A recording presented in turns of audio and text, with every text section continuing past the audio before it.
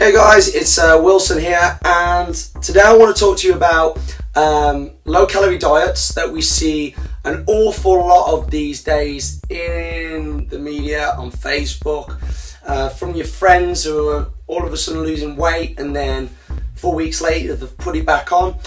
So I really want to hit home for you guys why this weight reflux occurs after doing these low-calorie diets and how detrimental they can be to you if done incorrectly.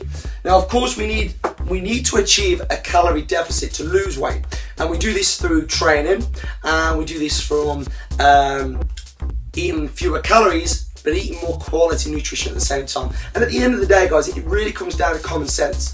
Forget all these diets that you're hearing about and all these methods and systems and all these names claiming to these big bold statements. As long as you're eating clean and eating with common sense and eating when you are hungry and not,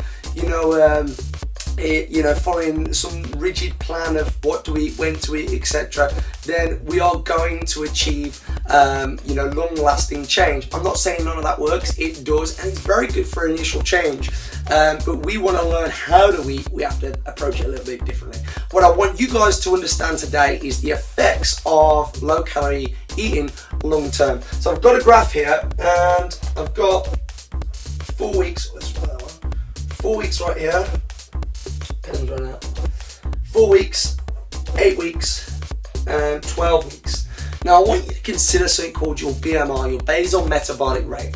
This is the amount of calories you burn every single day for breathing, moving, every single process in the body. These are the amount of calories you require for daily processes. Okay, anything on top of that is going to be used in either the workouts that you're doing and everything that you put onto the body with regards of being physical. But it's either going to then from that point onwards cause you to gain weight, or if we get a deficit, we're going to lose weight. Okay. Oftentimes, these low-calorie diets result in muscle loss. So you'll see like a weight on the scales disappearing, but you don't necessarily see the inches on your body actually disappearing. So I want you to consider something called basal metabolic rate. Let's say you've got a basal metabolic rate of 2,000 calories per day.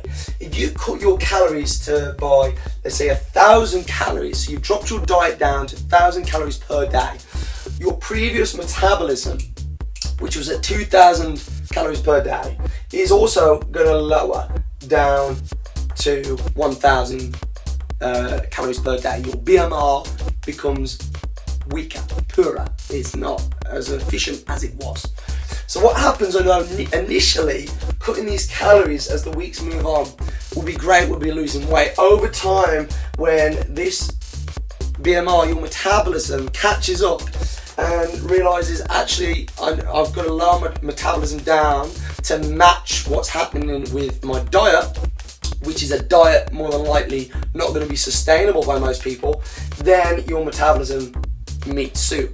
Okay, so what happens then is for 4, 8, 12 weeks is what do? We then go and have a binge, we give up the dieting, we love food too much, and we haven't really dealt with the real issues that are causing us to gain weight. Why are we eating these certain foods that are causing us to gain the weight in the first place? And because we didn't deal with that and we just went on a low-calorie diet, you end up eating 2,000 calories a day, back to your old usual self. Your metabolism is down here, which causes havoc for your body because you end up round, okay? You end up putting on fat, which is what we don't want, and which is what I want to steer you away from. So how do we get around this? Well, we can actually use the hormone leptin to work to our advantage. Now, when we lower our calories, leptin is desensitized, okay? When it becomes desensitized, it's not very good at pulling fat out to be burned, okay? But what we can actually do, obviously we want to create a calorie deficit to lose weight.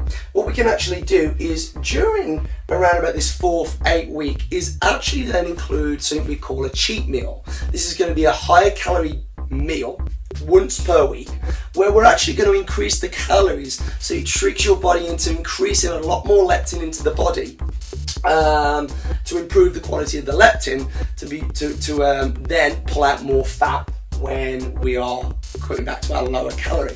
I wouldn't be drastic in your calorie cut because this will cause long-term problems. A lot, in particular, a lot of metabolic damage when we talk about losing muscle tissue.